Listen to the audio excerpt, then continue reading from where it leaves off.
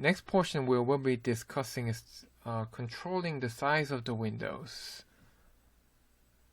Looking back to the solar heat gain equation that we looked at before, among the three factors that controls the solar heat gain into the building, this time controlling the window to wall ratio is related to the AG factor, which is the area of glass. And this is translated into the process of controlling the window to wall ratio design that is related to the building's energy use design.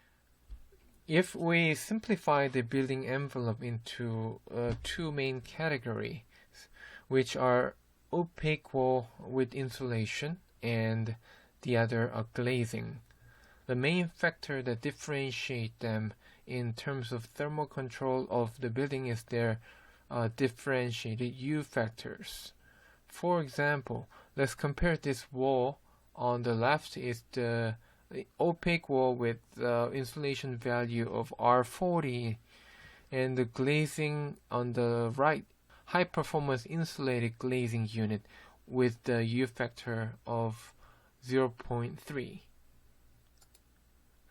If we assume that the area of both of the opaque and glazing wall is 300 square feet each, and the delta T difference in temperature is 40 degrees Fahrenheit, the resulting transmittance based on the equation that we exercised before is 300 BTU for opaque wall and 3600 BTU per hour for glazing.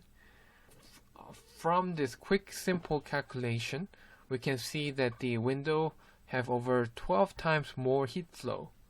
That is a big difference, therefore reducing the amount of glazing that is not necessary in terms of the design is the necessary first step of the building envelope optimization. In other words, window is considered as a thermal hole in the wall. The window to wall ratio, which is WWR, is the key variable that drives the heat loss and gain of the building. Therefore, it drives the size of the air conditioner as well. However, as we know, window have its own critical architectural benefits such as views towards the outsides. In addition, introducing the heat gain through the window is also a benefit when the outside weather is cold. Therefore, the optimization process involves certain level of balancing work based on different climate or based on a different location of your building in order to determine window to wall ratio. As a prescriptive strategy, for example, for New York, it's recommended to keep the window to wall ratio to be lower than 30%. However, if the window to wall ratio has to remain higher than 30%, insulation value for the wall and that for window needs to be increased to meet the performative requirement to be considered as a high performance building. Even though the exterior of the building have the look of the fully glazed building like this, it doesn't mean that the window to wall ratio should have to stay very, very high. Due to the portion of the glass spandrel, which is considered to be opaque wall, this kind of building envelope with the look of fully glazed aesthetic can also achieve up to a 50% window to wall ratio.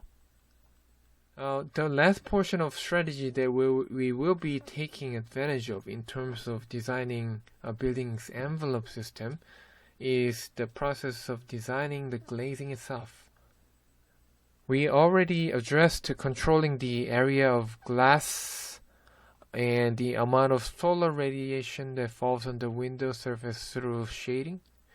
And the last thing that is remaining is the solar heat gain coefficient, which is related to the particular property of the glazed unit that is being used. There are three different ways of heat transfer that is involved with the insulated glazing unit. You already know about the simple conduction based on a steady state. Air inside the air cavity have a continuous movement which results from the convection of the air inside. The graph on the right shows the differentiated airspace thickness and how the gap dimension impacts the overall R value. It is interesting to notice that as you space it apart, the R value starts to increase dramatically at first, and after you reach a certain portion, it decreases a little bit and then it stabilizes. This dimension, which is in this case a slightly less than 1 inch gap, is the optimized gap. The convection of the air movement inside the gap is minimized and air is being choked. Airspace gap's dimension of the IGU is determined based on this graph. The last component of the heat transfer that we want to talk about is the radiation, which you see right here, and that is what is related to the solar heat gain coefficient. The solar heat gain coefficient for window is the measurement of how much radiant heat comes in through a building. And radiant heat is the heat fell from the sun, goes through a window, both directly transmitted and absorbed and subsequently released inward. Solar heat gain coefficient falls between 0 and 1, with lower the number meaning the lower radiant heat being admitted into the building. Solar heat gain factor, like the other elements such as U value or R value, is dependent on several regional factors. Based on the regional's required day of cooling and heating, it differentiates the recommended solar heat gain factor based on what is optimal for the region. The solar heat gain coefficient is tested by National Fenestration Rating Council, which is called NFRC, which uses a method of testing the entire window assembly. It tests the overall assembly together, including the glazing frame and spacers together. The window product comes with the official labels, as you can see on the lower right side, and here you can see how much solar heat gain coefficient this assembly have. The solar heat gain coefficient is not necessarily good when it's lower, or it's not bad when it's higher, because you want more solar radiation to heat up your room during the cold weather and block it during the hot weather outside.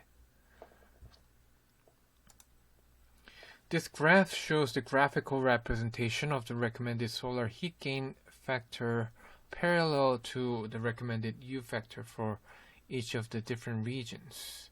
For example, this graph is laying out a different city based on the warm to cold, and you can see the left graph of each city represent the fenestration U value, and the right represent opaque wall U value.